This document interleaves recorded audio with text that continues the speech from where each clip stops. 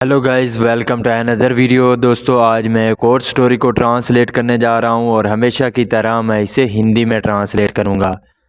आज की जो स्टोरी है, इस स्टोरी को मैं हमेशा की तरह हिंदी में ट्रांसलेट करूंगा। इस वीडियो में आपको वर्ड बाय वर्ड मीनिंग मिलेंगे और साथ में मैं ग्रामर के पोर्शन को भी कवर करूंगा। तो आपसे गुजारिश है, इस वीडियो को आखिर तक ज़रूर देखिएगा। वीडियो शुरू करते हैं। वीडियो का जो टाइटल है वो है two frogs in the milk.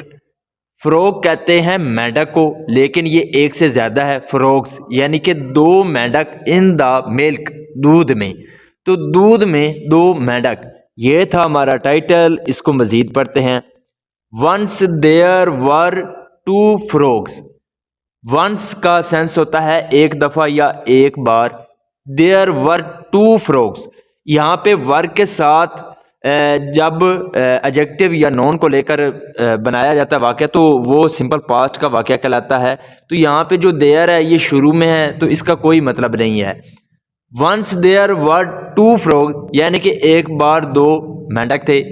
One frog was fat, तो एक जो मेंढक था वाज फैट, वो मोटा था। फैट कहते हैं मोटे को।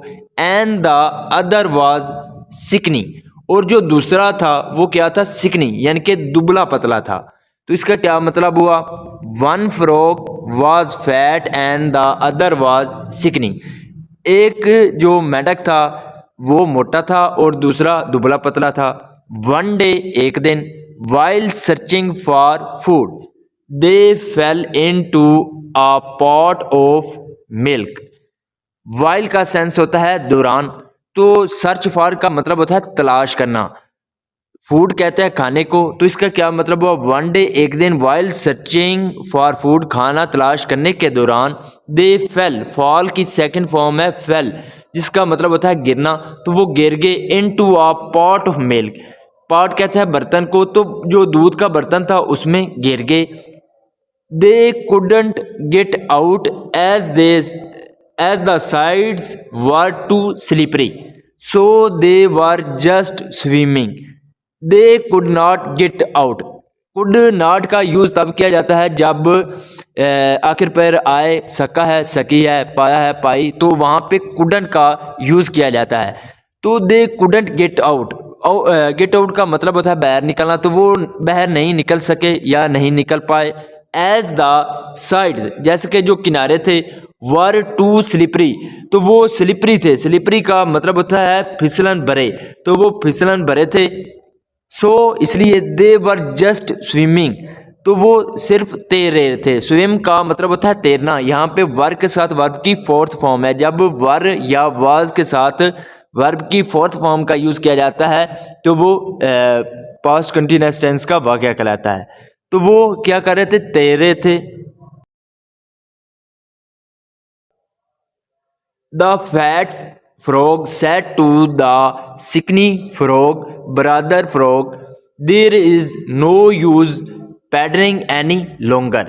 द फैट फ्रॉग, तो जो मोटा जो मेंढक था, सेड, उसने कहा, टू सिकनी फ्रॉग, तो जो दुबला पतला मेंढक था उससे कहा, brother frog, there is no use, कोई फायदा नहीं है।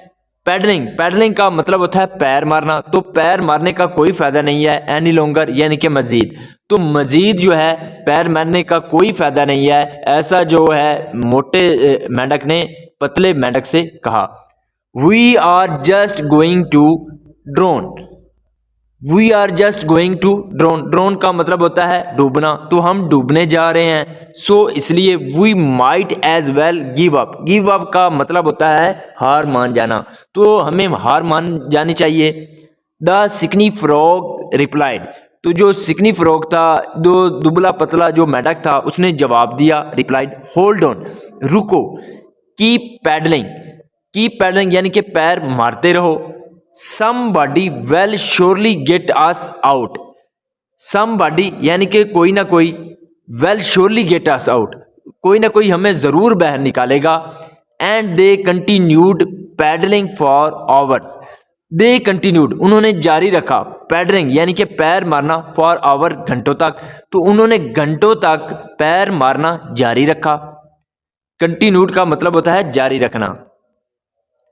आफ्टर अ वाइल यानी कि थोड़ी देर बाद द फैट फ्रॉग सेड, तो जो मोटा मेंढक था उसने कहा ब्रदर फ्रॉग यानी कि भैया मेंढक, देयर इज नो यूज, कोई फायदा नहीं है, I am becoming very tired no, I am becoming very tired, tired का मतलब होता है थकना, तो मैं अब थक गया हूं, I am just going to stop paddling and drown, I am going to stop, मैं रोकने जा रहा हूँ, पैडलिंग यानी कि जो मैं पैर मार रहा हूँ उसको रोकने जा रहा हूँ, एंड ड्रोन और डूबने जा रहा हूँ, there is no possible way out of here, there is no possible way यानी कि कोई मुमकिन रास्ता नहीं है, आउट ऑफ हेयर यहाँ से बाहर निकलने का, and no one is coming to help to, and no one और कोई भी नहीं, इज कमिंग आ रहा टू हेल्प अस हमारी मदद करने,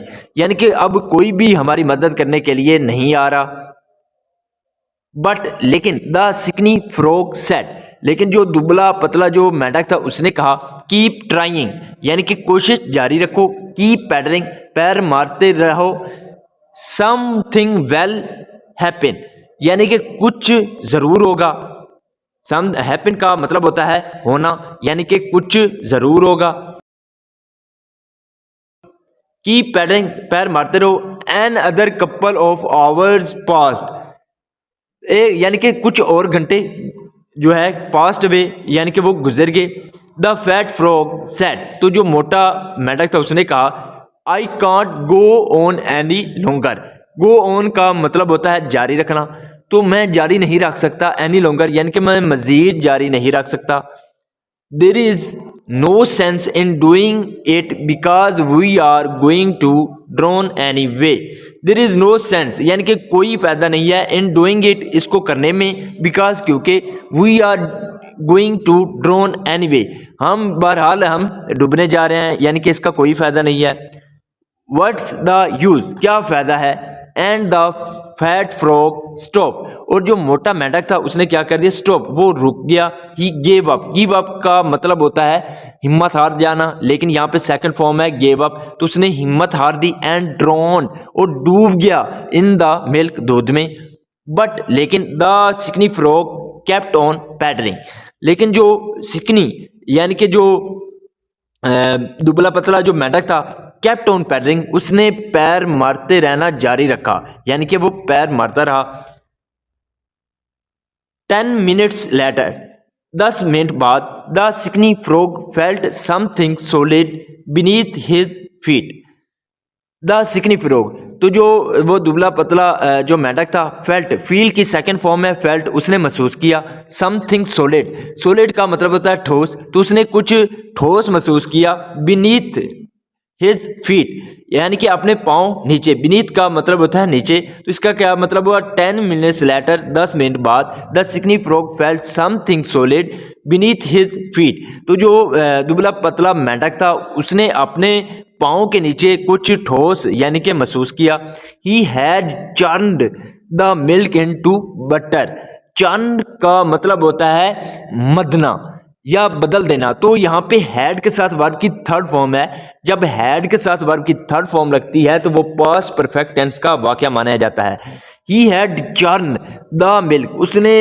बदल दिया था मिल्क दूध को, इनटू बटर मक्खन में, बटर कहते हैं मलाई या मक्खन, तो उसने जो है दूध को मत दिया था मलाई में, he easily hopped out of the pot, he easily वो आसानी से, होप्ड आउट का मतलब होता है छलांग लगाकर बाहर निकलना, तो वो छलांग लगाकर बाहर निकल गया ऑफ द पॉट बर्तन से, इसका मोरल क्या है, never give up hope, hope का मतलब होता है उम्मीद, गिव अप का मतलब होता है छोड़ना, नेवर कभी नहीं, तो नेवर गिव अप होप, कभी उम्मीद मत छोड़ें।